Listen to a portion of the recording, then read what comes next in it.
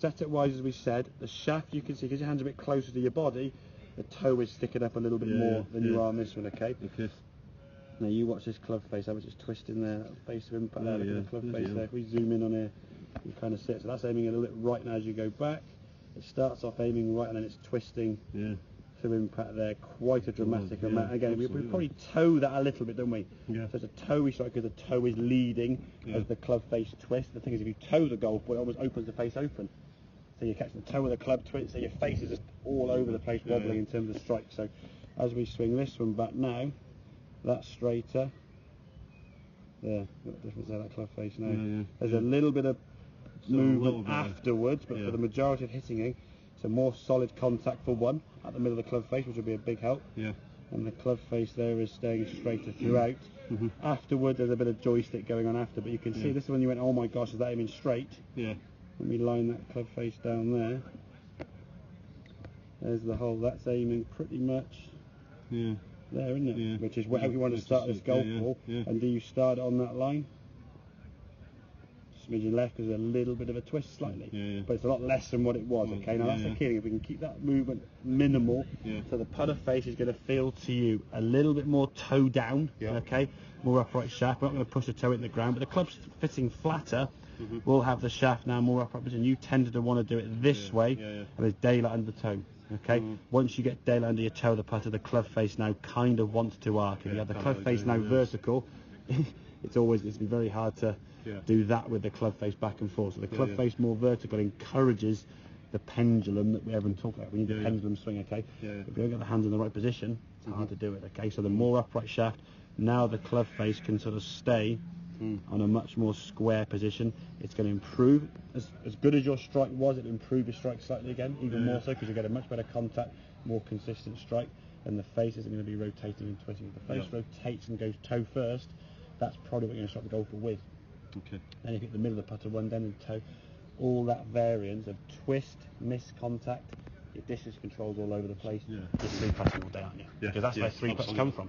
The long putt goes too far or too short, and the short putt then is twisted and missed. So you got a 25-foot putt, hit to number 4, for example.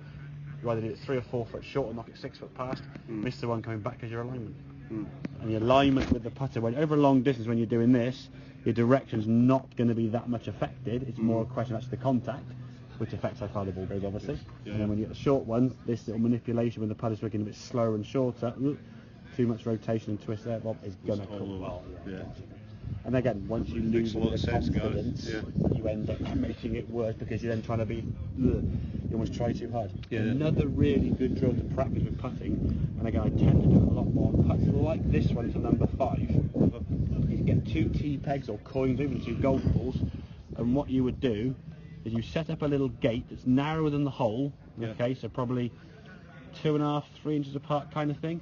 Work out what the line would be, and all you're trying to do, about a foot away from that, you're just going to start the ball through that gate. Okay?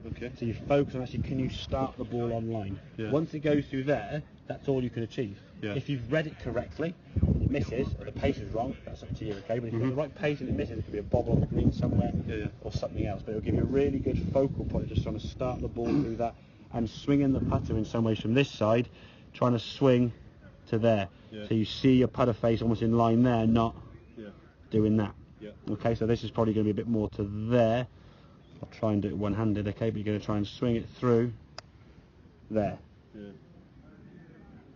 How bad is it? All right. Look at that putter. That I can almost go there now, and it's still in line with that. What you would have is that, and then you go there, you're like, oh, hang on a minute, big twist.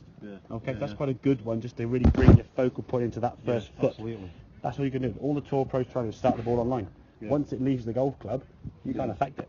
If you start through the gate online, the rest is done for you, isn't it? So. Well, that's right. And if it hits a bumper, it hits a stud marker. There's a famous, I think I may have told the story. David Peltz did a study once on green reading and putting. He's got a machine called the Perfect Putt. Okay, and he stood there over a putt from about this distance with 100 golf balls with a similar sort of swinging putt. Okay, hit 100 putts with his machine that cannot miss, and he held 100 putts. Okay.